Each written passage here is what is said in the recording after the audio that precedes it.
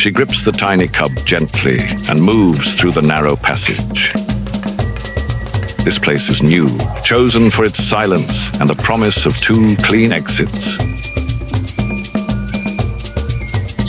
A sharp smell hits her. Porcupine. She freezes, then lowers her head. The odor is strong and fresh. She reads the ground, broad tracks, drag marks where heavy quills brush the soil, small, dry droppings. Her nose confirms what the wind said. The animal is close.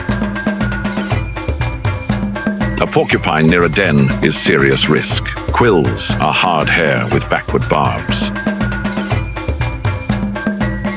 A strike to the face, paw, or throat can cripple even a honey badger.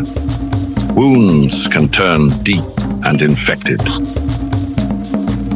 Body low, claws ready, she circles to judge distance and angle. Never touch the tail, never rush the rump. The cleaner side is the head and shoulder, where quills are shorter and control is better. The scrub stirs, a thick shake turns, spines rise and rattle. She holds ground, weight forward, eyes fixed. The space between them closes. The fight is about to begin. She circles, and the world narrows to a ring of dust and breath. The porcupine turns with her back always presented. Spines lifted like a moving barricade. And every opening she imagines closes with a hard pivot and a shove.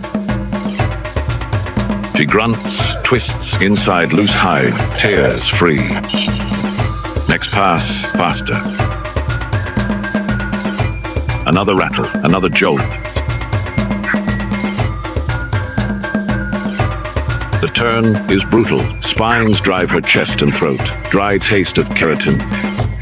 Each breath pricks. Stings hang in muscle and make each step heavier. Quills ride her back and ribs now. A small sound slips from the opponent. Surprise, not fear. The reply is a full-bodied drive. She works the circle wider, then tighter, reading every shift of weight. But the porcupine answers each angle by wheeling to present its bristling back. A living barricade that advances and retreats with stubborn precision, denying her the clean line to the head and shoulder she needs. She feints low and commits, only to meet the sudden slam of spines, and though she twists inside her loose hide to tear free. The porcupine breaks from the circle, armor thinned by the long grind, and runs with a stiff side-to-side urgency. She stops to free herself from the weight she carries. Quills stand from her shoulders and ribs like cruel stitches. It turns and combs with her incisors, working methodically along the grain of her loose hide as if unsewing a net. An itch takes her, and she rubs against a root and a bank of earth to grind down what will not yield to teeth. Some barbs remain. They sit deep and make each stride a negotiation, but the set of her jaw does not change. The porcupine has stopped at distance, broad back, half-turned, watching in a long, motionless pause that reads like calculation. There is no advantage left in the fight. No easy way to force her from the threshold she's drawn. Armor spent, will spend, it turns and goes, rattling into cover without looking back. She follows only far enough to fix the boundary once more. The little den behind her held by something that does not learn surrender. She eases the itch with slow foreclaw strokes, then rubs once against rough bark. No quills remain. If any tiny fragments linger, they lie buried and unseen. The scene shifts to a low hum in the air and a soft, restless shimmer around old wood. And here, the long story between honey badger and stinging guardians begins again. One drawn by dense sweetness and rich brew, the other bound to defend what labor has stored. A contest measured in nerve, hide, and resolve rather than speed. The first hollow offers nothing but anger, a rush of bodies, a prickle along the muzzle, a warning that bites. She backs off without bluster, drops her head to the bark, and reads for the heavier set that means true reward, following faint spill lines to another trunk where a narrow seam breathes sugar and wax. A wrench, a tug, a loud tear, and pale comb falls, breaking open as it hits the ground. Defenders pour over her at once, needling the edges the hide cannot spare. Eyes squeezed to slits, nose tucked, lips folded tight. Yet she keeps to the simple economy that shapes this relationship. Work fast, take what can be carried, endure what must be endured, then move. She bites through the wax, gulps the syrup, and the soft bodies it holds, snatches another clutch. Concentrated food invites risk, defense answers with force. Both sides accept losses and repair. The honey badger is a small, strong carnivore built for problem solving and persistence. It lives alone most of the time and covers large ground with a steady, tireless walk. Its skin is thick and loose, so it can twist inside a grip and break free. Long foreclaws dig fast through hard soil and wood. The nose is keen and reads tracks, burrows, and wind. It eats many things: rodents, birds, lizards, eggs, roots, fruit, and honeycomb.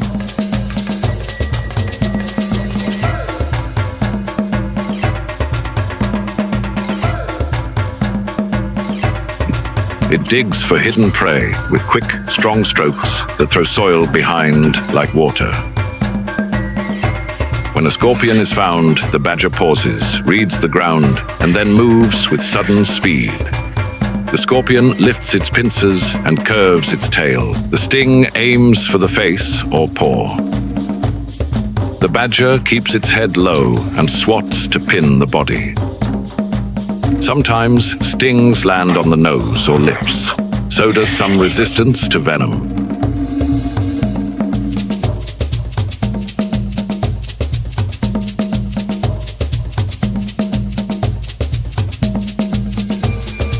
Sometimes stings land on the nose or lips.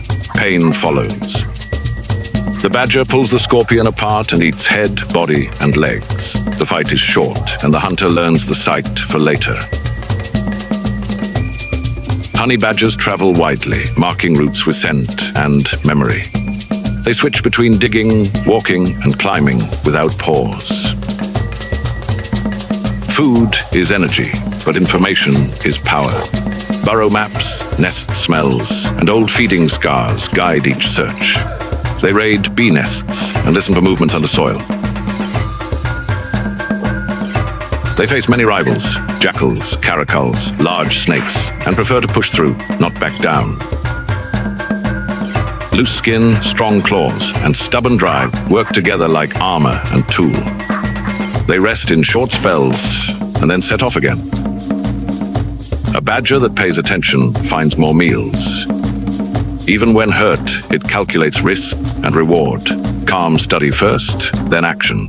That habit keeps losses small and gains steady. A small animal hides ahead, pressed flat under dry grass near a stone. The badger passes within a few steps, nose testing lines of scent that run the other way.